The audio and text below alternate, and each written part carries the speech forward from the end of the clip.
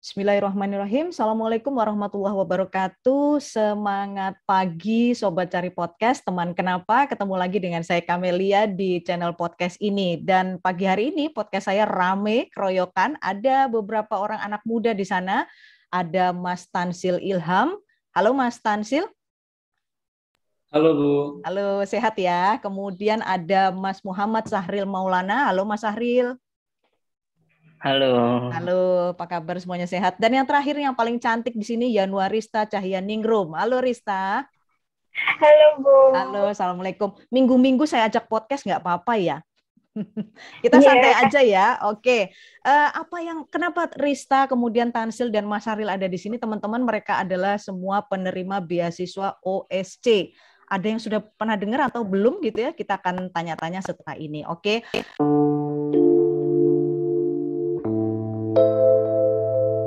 Mas Tansil Ilham adalah sekarang tercatat sebagai mahasiswa di Universitas Islam Malang, jurusan Perbankan Syariah. Kemudian yang Mas Sahril Maulana adalah dari Universitas Nahdlatul Ulama ya untuk jurusan akuntansi. Dan Rista adalah penerima beasiswa OSC untuk International Business Management di Universitas Ciputra. Sehat semua ya teman-teman ya? Alhamdulillah sehat. Alhamdulillah Bu, sehat. Alhamdulillah. Berarti ini di posisi masing-masing ya. Ada yang di Surabaya, ada yang di mana nih? Universitas NU tuh di mana ya, Mas Syahril? Di Surabaya universitasnya. Oh, Tapi Surabaya. Sekarang kuliahnya masih online semua ya? Ya. Kalau asal dari mana, Mas Syahril? Asal dari Cianjur, Jawa Barat. Oh, Cianjur. Sekarang posisi masih di Cianjur? Iya. Cianjur tuh banyak berasnya ya? Iya benar. Penghasil beras. Terkenal beras. Iya, oke. Rista, Tansil, dan Syahril adalah penerima beasiswa OSC ya. Saya pengen tahu sebenarnya, karena saya sendiri juga belum pernah dengar nih beasiswa OSC. Orang selama ini kan dengarnya LPDP gitu ya. Sebenarnya apa sih beasiswa OSC ini? Mungkin bisa Mas Tansil ceritakan? Baik Bu, terima kasih. Mungkin sekilas saja ya yang saya tahu tentang beasiswa OSC. Beasiswa OSC adalah sebuah media partner, yaitu yang dinaungi oleh Metro TV, yang mana media OSC ini bergerak di beberapa bidang, yaitu 3 bidang: penanggulangan bencana, pendidikan, dan kesehatan. Namun di salah satu bagian, yaitu di bidang internet atau komunikasi, yaitu bergerak di bidang pendidikan dengan mengembangkan, yaitu menyalurkan beasiswa untuk dipergunakan siswa-siswi Indonesia. Mungkin itu saja, Bu. Oke, dipergunakan atau dimanfaatkan oleh siswa-siswi di seluruh Indonesia gitu ya. Berarti ini jenjangnya dari SMA begitu ya. Kemudian kita searching untuk beasiswa ini. Iya, betul, Bu. Oh, begitu ya. Kita ke Rista sekarang. Riz, ini kan tadi Tansil udah cerita bahwa ini sebenarnya bisa dimanfaatkan ya oleh siswa-siswi SMA yang mau melanjutkan pendidikan S1 ya. Dari sekian banyak beasiswa, Riz, dari kamu sendiri sebenarnya kenapa sih milih OSC? Kan banyak ya beasiswa yang lain. Kenapa? Kemudian kok tertarik untuk beasiswa OSC? Baik, jadi beasiswa OSC ini kan beasiswa yang bergengsi gitu Bu ya. Karena seperti yang dikatakan Tansil tadi, jika beasiswa OSC ini di bawah naungan Metro TV, yang mana waktu itu booming sekali dengan beasiswa OSC di sekolah saya. Jadi saya diminta guru saya untuk mengikuti beasiswa OSC. Jadi saya juga tertarik, yang mana beasiswa OSC ini juga memiliki kerjasama yang baik terhadap 21 universitas swasta di Indonesia yang berakreditasi KABU. Jadi itu hal yang membuat saya tergiur sih untuk ikutan beasiswa OSC. Oke. Berarti ini ya daya tariknya besar juga karena mungkin nama besar Metro TV mungkin ya teman-teman ya. Yeah. Nah sekarang saya pengen tanya Sahril nih, Mas Sahril. Tadi Rista sudah cerita kenapa sih dia tertarik, mungkin yang lain juga begitu ya, karena nama besar Metro TV nih, kalau aku bisa dapat beasiswa ini kan luar biasa banget gitu ya. Nah dari Mas Sahril sendiri yang harus dipersiapkan untuk kita ngikuti beasiswa OSC ini apa aja ya Mas syaratnya? Oh, untuk syarat itu dari tiap universitas beda-beda. Jadi kan OSC itu hanya menaungi dan bekerja sama dengan tiap universitas di 21 universitas. Nah, di tiap universitas itu untuk persyaratannya itu beda-beda. Jadi ada yang nantinya itu apa sih nilainya nggak boleh lebih dari sekian, nggak boleh kurang dari sekian. Ada juga persyaratannya yang harus bisa bahasa Inggris dan beda-beda sih. Jadi harus tahu universitasnya dulu. Jadi harus tahu persyaratan dari universitas yang diajukan tersebut. Gitu ya. Oh, berarti kita melakukan, seumpamanya saya pengen ikut gitu ya. Berarti kita nih melakukan pendaftaran secara mandiri begitu atau semua diurus oleh OSC nih, Mas Tansil? Jadi kalau untuk itu Bu, jadi kita urus sendiri. Jadi kita melengkapi setiap persyaratan yang ada dengan sesuai. Ya seperti itu Bu. Oh gitu ya. Kemudian kita menyampaikan hasilnya kepada OSC, kemudian OSC yang funded-nya gitu ya, pembiayaannya gitu ya. Ya betul Bu. Oh, Rista, yang difasilitasi itu sebenarnya oleh OSC apa aja sih? Apakah sampai kita lulus atau biaya-biaya apa aja sih sebenarnya yang difasilitasi OSC ini? Oke, jadi beasiswa OSC ini semua universitas yang tergabung di beasiswa OSC dan semua penerima beasiswanya itu dibiayai dari semester 1 sampai semester 8. Jadi 4 tahun itu full gratis gitu Bu. Tapi ada beberapa universitas yang juga memberikan seperti biaya hidup dan lain sebagainya. Jadi tidak semua universitas, tapi mayoritas itu memang hanya itu Bu, hanya 4 tahun kuliah gratis begitu dan diberikan fasilitas lain lah seperti tutor atau apa dari teman-teman OSC yang kakak-kakak tingkat gitu Bu. Oh gitu. Tapi kalau living cost biaya hidup gitu enggak ya? Ya itu ada di beberapa universitas tapi bukan semua. Oh, berarti tergantung universitasnya gitu ya? Iya. Oke. Kalau saya pengen kembali ke Mas Syahril nih, orang Cianjur, orang Cianjur. Mas, apa namanya? Ketika ikut beasiswa ini gitu ya, ketika ikut beasiswa OSC ini, sebenarnya kan tadi Rista bilang yang ditanggung hanya 4 tahun. Itu artinya setelah lebih dari 4 tahun, apakah masih difasilitasi OSC? Umpamanya nih kita molor gitu ya, lebih dari 4 tahun tuh gimana Mas? Kalau sepengetahuan saya, itu kalau misalnya lebih dari setahun, maka setahun itu dibayar sama sendiri, 1 tahunnya saja gitu. Sisanya aja ya? Tahun. Ya, sisanya aja. Oh gitu. Kemudian kalau nanti kita ada biaya untuk penelitian, kan kalau kita skripsi TA kan ada biaya penelitian tuh. Pasti kan keluar biaya, kemudian ada biaya wisuda, itu masih ditanggung juga Mas oleh OSC? Oh, biaya penelitian ditanggung ya. Oh, buku-buku? Kalau buku itu masuknya ke tidak, jadi mandiri kalau buku. Soalnya biaya kuliahnya saja ya. Oke, hanya biaya kuliahnya tapi saja. ada juga universitas yang menanggungnya gitu. Jadi beda-beda sebenarnya. Jadi kitanya harus tahu universitasnya nyediain apa saja gitu. Gitu ya. Nah, Mas Tansil, kalau saya mau ikut lagi ya, besok kita balik lagi ke awal nih persyaratan. Saya mau milih nih, mamanya saya pengen kuliah di kampus, misalnya apa ya? Misalnya Ciputra lah tempatnya Rista gitu ya. Terus saya pengen tahu Ciputra nih masuk coverannya OSC apa enggak sih, atau gimana sih? Maksudnya apa OSC ini udah nyodorin ini loh 21 kampus yang bisa kalian lombakan atau kalian cari sendiri gitu kampusnya? Oke, baik Bu. Jadi untuk kampusnya itu sendiri yang 21 itu nanti dari pihak OSC itu udah diinformasikan di media sosialnya, yaitu di Instagram. Jadi untuk itu kita juga bisa cari-cari informasi terkait kuliahnya tersebut dan universitasnya tersebut, seperti apakah prestasinya ataupun akreditasinya, seperti itu Bu. Berarti kita diberi kebebasan gitu ya, keleluasaan untuk memilih dari sekian banyak pilihan gitu ya, OSC ini ya. Menarik juga ya teman-teman ya.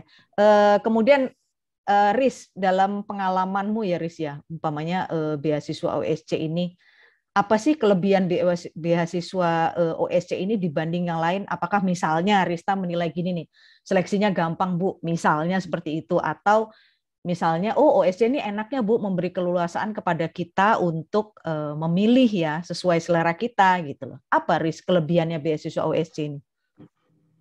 Oke, jadi kalau menurut saya kelebihan dari beasiswa OSC ini berbeda dengan beasiswa lainnya.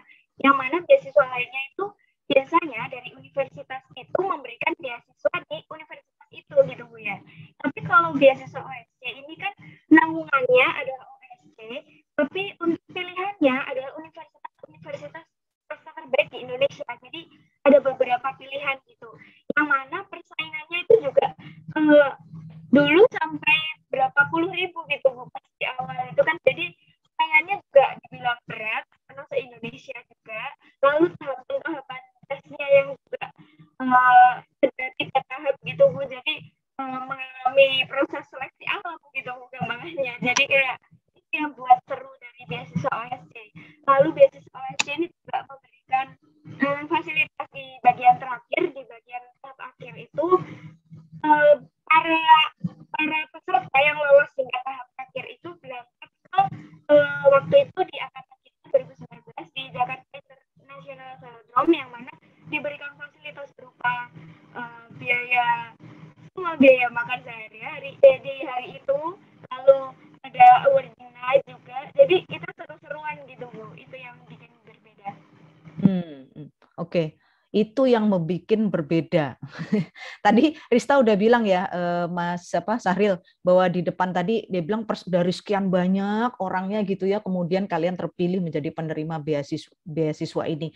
Lah waktu menurut pengalamannya Mas Sahril, dulu tuh tesnya seperti apa sih? Kan kalau masing-masing kampus memang sudah ada tesnya ya, tapi dari OSC sendiri saringannya kayak apa ya Mas Sahril?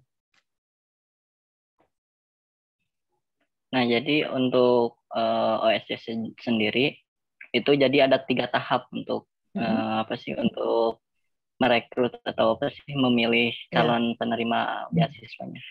Nah, itu ada pertama tes pertama. Nah, untuk tes pertama itu tes tulis atau kayak seperti ulangan tapi bentuknya online seperti itu. Jadi bentuknya online. Itu diadakan serentak, biasanya 2 hari. Jadi 1 hari batch pertama atau universitas sebagian lagi di hari yang lain atau di jam yang berbeda. Iya. Seperti itu. Nah, kalau lolos itu waktu 2019 itu dari puluhan ribu tes tulis tuh, nah dipilihnya itu 150 per unip. Jadi satu unip memilih 150 calon mahasiswanya untuk berlanjut ke tes 2. Atau tes 2 ini nantinya pemberkasan. Nah, di pemberkasan ini dari mulai nilai rapot, dari mulai persyaratan berbentuk berkas-berkas itu di-scan dan diserahkan ke pihak OSC gitu. Nanti dari pihak OSC disampaikan ke tiap universitas. Seperti itu. Nah, dari 150 itu waktu 2019 itu dipilih kurang lebih 70 kalau saya 70 orang yang nantinya ke tes 3, ke tahap 3. Nah, di tahap 3 ini tes wawancara di Jakarta waktu itu. Karena belum COVID pandemi waktu ya. Itu kan. Ya, belum pandemi. Jadi masih offline datang ke Jakarta. Tiap universitas 70 orang. Jadi dari 21 itu banyak bahkan ratus yang datang ke Jakarta untuk mengikuti tes wawancara. Nah, di sana tes wawancara tersebut langsung sama pihak universitasnya gitu. Sama pihak universitasnya kita berwawancara, ditanyain. Nah, setelah itu barulah dipilih nantinya malam-malamnya. Setelah hari itu juga malam-malamnya diumumkan siapa saja yang lolos di tiap universitas.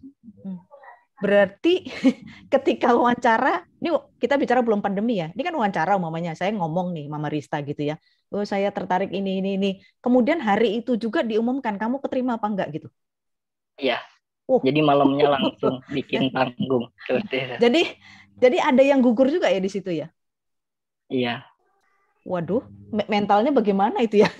Maksudnya kan ketika berangkat pamitnya sama orang tua, Bu, saya mau ini wawancara akhir, kan udah akhir ya, tapi ternyata kemudian nggak lolos. Nah, ini yang perlu dipersiapkan ya untuk calon penerima beasiswa. Saya katakan calon karena biasanya orang itu kecenderungannya lebih siap menerima kemenangan ya. Jadi kita datang itu rasanya udah hati itu, aku udah tahap akhir kok gitu ya, aku pasti menang ya gitu. Tapi ternyata justru di akhir inilah yang paling menentukan dari keseluruhan perjuangan kalian gitu. Ini harus diperhatikan betul loh teman-teman, mental ya terutama. Kita harus menguatkan mental banget. Kalau saya sih pesannya satu aja, bahwa hidup tidak akan berakhir ketika beasiswa Anda tidak diterima gitu ya. Masih ada cara lain ya kan. Oke, Mas Tanzil masih ingat nggak pada waktu itu deg-degannya kayak apa? Kan wawancara terakhir nih hari ini ya. Berangkat nih pamit ke Jakarta sama ibu bapak, Bu saya mau wawancara akhir. Tapi ternyata tuh ada nggak rasa deg-degan? Kan ada jeda waktu ya antara wawancara dan pengumuman. Rasanya gimana Mas? Masih ingat nggak waktu itu rasanya gimana? Untuk rasanya ya gimana Ibu, kayak udah pesimis aja gitu, takut nggak menang gitu kan, udah jauh-jauh udah berangkat ke Jakarta gitu. Ya pokoknya kayak pesimis gitu, berat banget kalau nggak menang itu. Pokoknya harus yakin gitu, harus menang gitu. Itu. Itu masih ingat nggak pada waktu itu dari berapa orang yang nggak nyangkut, itu berapa orang? Masih ingat nggak? Nggak ingat Bu. Itu Bu, dari 70 anak per univ yang diterima itu hanya 20. Jadi 50 anak per univ itu ya yang gugur gitu. Aduh. Aduh ini ya. Nah, sekarang saya akan tanya masalah mental kalian nih ya. Ini karena ini kan kalian sudah terima ya beasiswa ini. Pada waktu itu oke lah, kita memang sudah ya udahlah pasrah lah keterima apa enggak. Kalian punya plan B nggak sebenarnya? Jadi ketika ini tidak diterima, apa hidup ini kan harus berlanjut, mau kemana kalian gitu? Rista, ada plan B nggak pada waktu itu? Kalau nggak keterima nih gimana? Oke, Bu. Jadi lebih tepatnya beasiswa OSC ini buka awal banget sebelum semester 2 dimulai. Jadi dibuka itu Desember, dan bulan Desember itu udah pengumuman semua. Jadi dibukanya di sekitar bulan Agustus gitu, Bu. Jadi kalau misal gagal di beasiswa OSC ini masih aman-aman aja gitu, karena di kedepannya masih ada SNMPTN, SBMPTN, ujian mandiri dan beasiswa lain.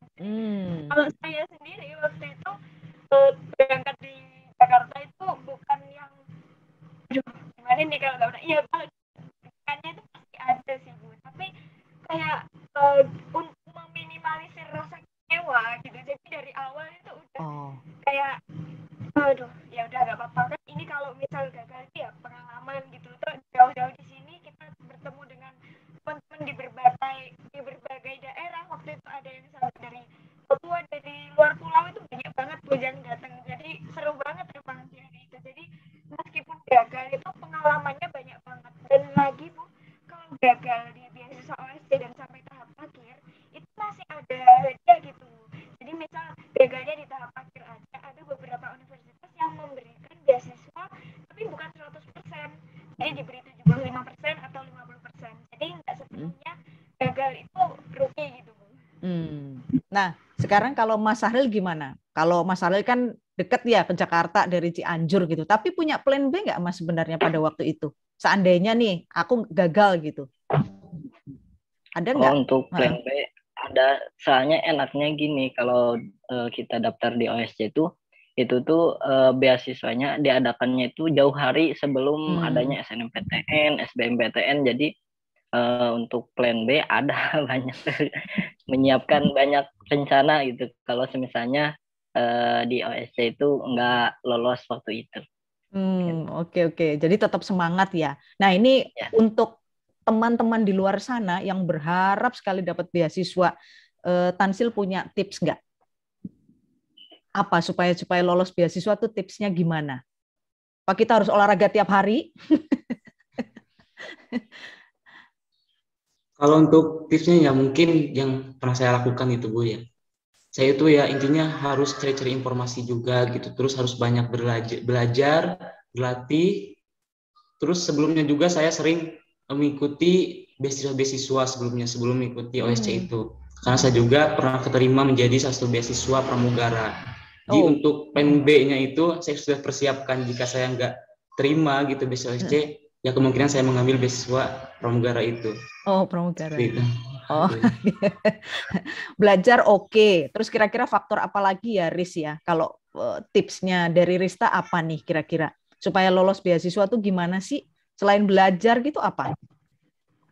Nah, kalau menurut saya yang paling aktif, yang paling berpengaruh itu adalah keaktifan kita selama bersosialisasi dengan teman-teman gitu. Jadi menurut saya itu pada tahap akhir terutama pada tahap pertama, tahap kedua itu kan masih seputar diri kita sendiri ya Bu, tentang belajar seperti yang disampaikan Tansil tadi. Tapi kalau untuk kelanjutannya nih, kalau saya sendiri di Universitas Putra itu tiba-tiba banget nggak ada, kan kalau univ lain itu wawancara gitu aja Bu ya, tapi Universitas Putra waktu itu tiba-tiba mengujikan debate gitu. Jadi kita berdebat, kita diberikan suatu kasus, lalu kita berdebat tentang kasus itu. Jadi itu kan suatu hal yang spontanitas gitu Bu. Jadi siap nggak siap harus uji dan harus bisa gitu. Dan jadi kalau menurut saya terbanyak pengalaman itu yang sangat menentukan tentang mana karir kita ke depannya gitu. Karena kalau saya sendiri di SMA itu lumayan aktif di berbagai bidang gitu. Dan juga ikut, sering ngobrol, sering bicara sama teman-teman dan ikut organisasi itu juga perlu banget. Jadi melatih kelancaran kita berbicara gitu. Ya, berarti kemampuan, jadi tadi belajar ya dari Tansil, kemudian Rista bilang kemampuan kita untuk berkomunikasi ya, ngelatih apa ya, ngelatih kemampuan kita untuk kalau kita dihadapkan kasus ini kita harus bagaimana kan gitu ya. Kemudian juga kita harus aktif berorganisasi ya sebagai anak muda. Kalau Syahril punya tips sendiri nggak? Mungkin Syahril bawa amunisi apa gitu ya ketika mau berhadapan dengan beasiswa OSC ini? Kalau untuk saya sama aja sih, belajar. Terus mempersiapkan saat mau wawancara itu, dan juga jangan lupa berdoa itu. Nah, itu berdoa ya. Sama usaha satu lagi mungkin ya, restu ibu ya. Ya benar, harus izin dulu. Nah, jadi usaha dimaksimalin, doa juga harus dibanyakin gitu. Iya, betul. Iya. Menarik. Gimana? Dan juga harus sebelum milih universitas itu di awal harus tahu apa atau kepengen apa visi misi dari universitasnya gitu. Jadi kita udah tahu tujuannya gitu. Oke, tuh mantep banget kan tipsnya dari para penerima beasiswa OSC ini teman-teman. Sobat Kenapa dan Sobat Cari Podcast dan teman Kenapa, perbincangan kita sangat menarik pada hari ini, bincang-bincang dengan para penerima beasiswa OSC. Jadi untuk kalian para siswa SMA yang ingin melanjutkan pendidikan S1, ada banyak sebenarnya tawaran beasiswa ya. Jadi yang kali ini adalah tentang beasiswa OSC. Oke, terima kasih Tansil Ilham, Syahril Maulana, dan Rista sudah ngobrol bareng aku. Dan kita ketemu lagi di sesi lainnya. Terima kasih. Assalamualaikum. Waalaikumsalam. Waalaikumsalam.